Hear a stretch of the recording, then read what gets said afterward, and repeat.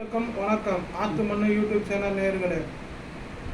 BCCI தலைவர் secretary Jay Shah Ajith Agarkar இவங்கெல்லாம் என்னதான் நினச்சின்னு இருக்கிறாங்கன்னு தெரியல. மனசுக்குள்ள T20 வேர்ல்டு கப் மட்டும் ஜெயிச்சுட்டா போதுமா இந்தியன் டீம்?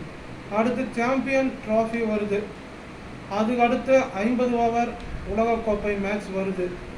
இதெல்லாம் ஜெயிக்கணும் அப்படின்னா சீனியர் பிளேயருக்கு ஓரளவு ஓய்வு கொடுக்கணும். ஏன்னா பும்ரா பங்களாதேஷ் டெஸ்ட் மேட்ச்சில் விளையாடலை அப்படின்னா டெஸ்ட் மேட்ச் இந்தியானா தோல்வி அடைஞ்சிருமா?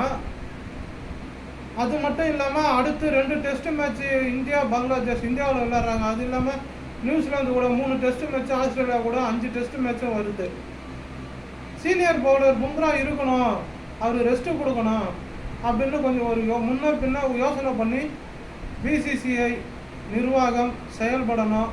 அது மட்டும் இல்லாமல் Tamil commentary, star sports network Tamil commentary அவங்களுக்கு ஒரு சின்ன கோரிக்கை வச்சுக்கிறேன் இந்த வீடியோ மூலமாக. தயவுசெய்து கிருஷ்ணமாச்சாரி ஸ்ரீகாந்த் அவர்களை பிசிசிஐ நிர்வாகத்தோட ஒரு பொறுப்பில் போட்டோம்னா 50 ஓவர் உலகக்கோப்பை champion trophy 50 over champion trophy Indian team ஜெயிக்கிறதுக்கு ஒரு ஆல்ரவுண்டர் யாராவது செலக்ட் பண்ணுவார் அவர். ஏன்னா 2007 T20 வேர்ல்டு கப்பும் 2011 50 ஓவர் வேர்ல்டு கப்பும் அவர் செலக்டராக இருந்தார். டீம் மேனேஜ்மெண்ட் செலக்டராக கிருஷ்ணமாச்சாரி ஸ்ரீகாந்த் இருந்தார். இந்த மெசேஜை எல்லாருக்கும் ஷேர் பண்ணுங்கள். முக்கியமாக இந்த பிசிசிஐக்கு